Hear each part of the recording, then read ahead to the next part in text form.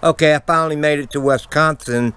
I'm in Haywood, Wisconsin, and I'm with a new made friend named Rick and his dog. He's got a 2004 Scamp travel trailer, 13 foot. He pulls it with this Jeep, which is behind me. It's a 4.0 motor in it, but we're going to let you have a look at Rick's customized Scamp that he's customized. He's also coming up with his own channel, so let me introduce you to Rick, and maybe later y'all can check his channel out. Hi, my name is Rick Harrison, and this is my dog Zeb, and we live aboard this 2004 Scamp, which I've had a little over a year and a half, and I've done a lot of modifications to it since I've had it, and I'm going to show you the inside. And okay, so what we'll do is we'll do a little view of the outside first, and then we'll go inside and I'll talk about things that I've changed or done to the Scamp. And these things are good for me. They may not be good for you, but it works for me. So let's go along. We'll go to the front here first. Okay, first I use Solor. I use Renogy products, and I put in wiring and so forth, my solar panel, and then I put this plug in here for additional electricity. But I took another, my gas line goes in here like all Scamps. I put a new one in here for my new furnace, because I took my furnace out. I didn't like it. It was loud. It used a lot of electricity, and I didn't think it was very efficient. And I put a different furnace, which I'll show you later, in here. And how I run it through there, so I sealed it all up and everything's done that. And then this other one runs my refrigerator and stove. And I moved the whole two tanks back about 6 inches, so when I turn my crank, I don't hit the tanks like I used to hit the tanks. Now moving them back, I don't hit the tanks anymore. Because this Scamp originally had a bathroom in the front, it had a smaller window, but I took that out and added a larger window for more viewing out the front, and because the other one used to be glazed so you couldn't see it through it. Now you can see through this one, and it opens up nicely, gives me a little more air, fresh air, and you'll see later when I show you inside that I have a seat there that I can look out. So that's that part. This is where the exhaust and air intakes for the furnace was. When I took that out, I used some of the old fiberglass from inside that I removed and installed this out here and put the caps on it, so it kind of looked like the rest of the Scamp. Otherwise, it's pretty much standard. I do have a bike rack on the back that holds my bicycle, and a ladder, and that's reinforced good. It's a 2-inch receiver, so that's about it for the outside.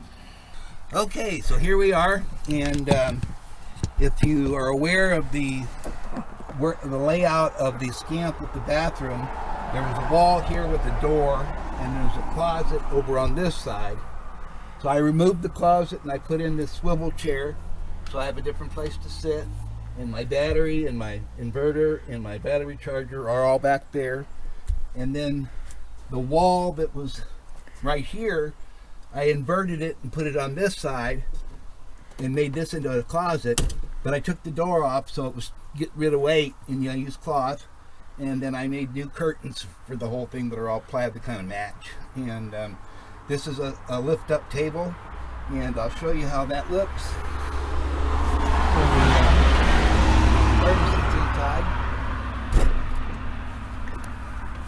So when I want to run the furnace, I just move that stuff and I lift this table up, and this is it.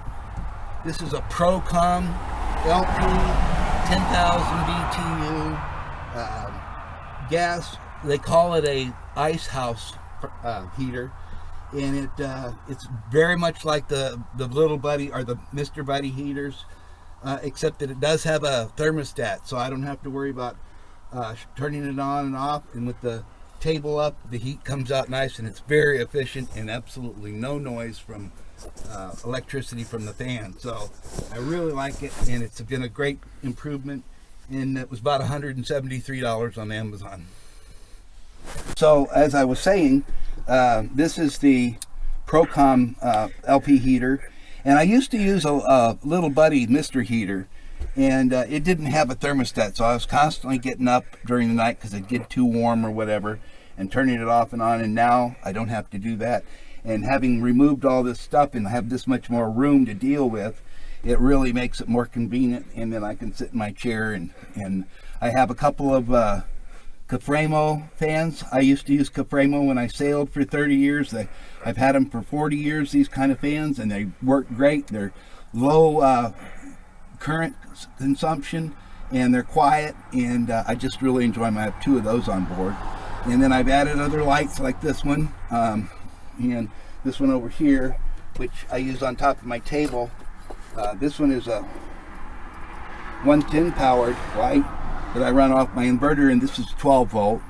And then I changed my cupboards, so if you want to switch around, I can show you. Okay, so as far as the galley area goes, I still have the regular 2-burner stove that came with it, and I have no problems with that. It works great, and it's very efficient. I have the original Dometic stove, or refrigerator, I'm sorry, that came with it, and it on gas, it sips gas very slowly. I think all 6 months last winter, I used less than 20 pounds of gas in my refrigerator. And the rest of the time when I'm pulling it with the Jeep, I run it on AC off of an inverter inside my Jeep. Then over here, I have a Berkey water filter in case I can't find fresh water, and it filters out 99% of everything, bacteria and disease and everything. So that's that. And all my cupboards, I changed the cupboards just to make them look like a little cabin for me. I took the air conditioner out, and because I lived on a boat for 20 years without air conditioning, I figured I didn't need it here, and I put this fan in instead, and I really like it.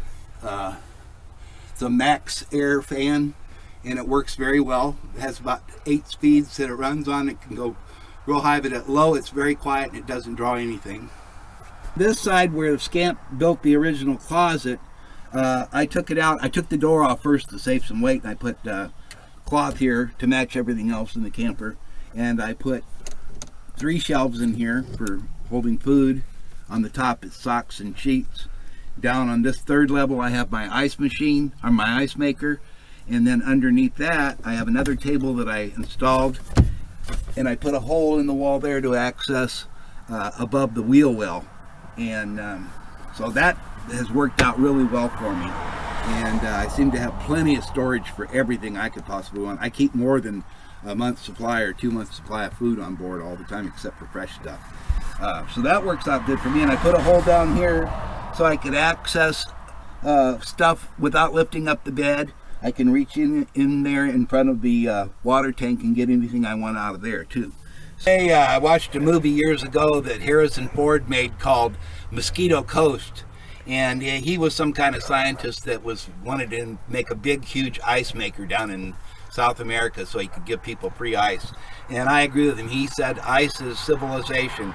And I happen to have an ice maker on board here that I bought from Amazon, and it works wonderful with the inverter I have and the power that I provide. I never have any problem with it.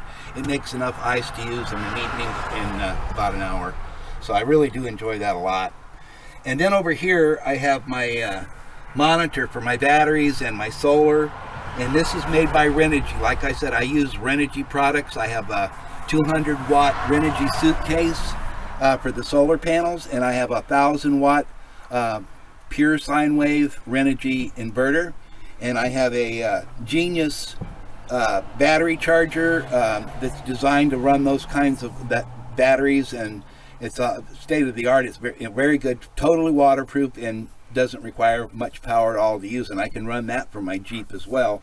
So this device shows me all the information I need to know about my whole system, and this is a switch that'll run a remote switch from the inverter, so I don't have to get up and walk 3 feet to turn it off and on, but I rarely use that.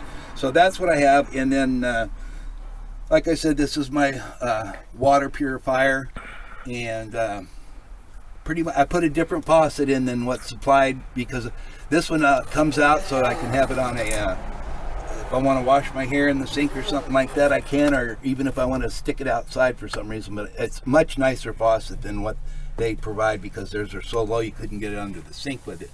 So other than that, I'm pretty happy with what's going on, and I do make a little changes here and there, but for me, this works out really well, and so far I'm excited, and I can't wait to get on the road again in about a week and head somewhere where it's warmer. I'm with my buddy Zeb, and Zeb and I are starting a YouTube channel like so many other people do, and it's called Travels with Rick and Zeb.